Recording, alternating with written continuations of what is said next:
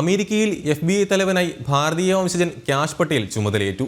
ഭഗവത്ഗീതയിൽ കൈവച്ച് ഭാരതീയ സംസ്കാരം മുറുകെ പിടിച്ചുകൊണ്ടായിരുന്നു സത്യപ്രതിജ്ഞ. US FBIയെ നയിക്കുന്ന ആദ്യ ഇന്ത്യൻ അമേരിക്കൻ വംശജനാണ് Kash Patel.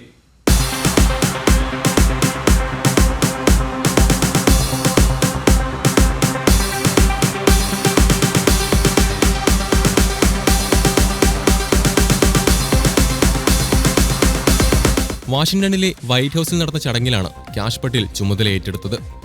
US attorney general Pam Bondi സത്യപ്രതിജ്ഞ ചൊല്ലിക്കൊടുത്തു. ഭഗവത്ഗീതയിൽ തൊട്ട് സത്യപ്രതിജ്ഞ ചെയ്ത US ഫെഡറൽ ബ്യൂറോ ഓഫ് ഇൻവെസ്റ്റിഗേഷന്റെ തലവനായി അദ്ദേഹം പദവി ഏറ്റെടുത്തു. I do solemnly swear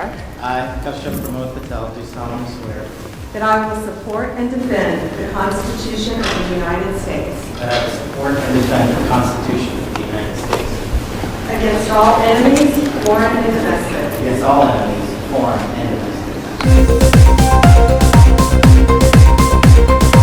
cash Patel എന്നാണ് അറിയപ്പെടുന്നതെങ്കിലും കശ്യപ് പ്രമോദ് വിനോദ് പട്ടേൽ എന്നാണ് അദ്ദേഹത്തിന്റെ പേര്.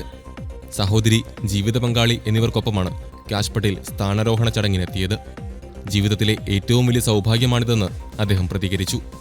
സത്യപ്രതിജ്ഞയ്ക്ക് ശേഷം US president Donald Trump Kash പട്ടേലിനെ പ്രശംസിച്ച് രംഗത്തെത്തി. ഈ സ്ഥാനത്തിരിക്കാൻ ഏറ്റവും അനുയോജ്യനായ ആളാണ് ക്യാഷ്. തനിക്ക് കൂടുതൽ ചിന്തിക്കേണ്ടി വന്നിട്ടില്ലെന്നും ട്രംപ് വ്യക്തമാക്കി. No, I think the agents are very happy about Cash. In fact, the agents led the charge for Cash. One of the reasons I loved Cash and wanted to put him in is because of the respect the agents had for him. I think he'll go down as the best ever at that position. And it turned out he was very easy to get approved. You know, I was not sure. He's a tough guy, strong guy.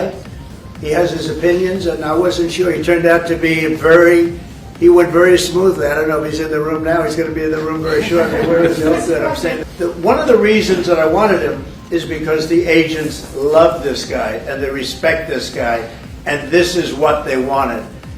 And even somebody like Trey Gowdy, who's a very good guy. 10 വർഷമാണ് FBI ഡയറക്ടറുടെ കാലാവധി. FBI ഡയറക്ടറായി ക്യാഷിനെ നിയമിച്ച ട്രംപിന്റെ തീരുമാനത്തിന് വ്യാഴാഴ്ചയാണ് senate അംഗീകാരം നൽകിയത്. 2 വോട്ടിന്റെ ഭൂരിപക്ഷത്തിലാണ് ക്യാഷിന്റെ നിയമനം സെനറ്റ് അംഗീകരിച്ചത്.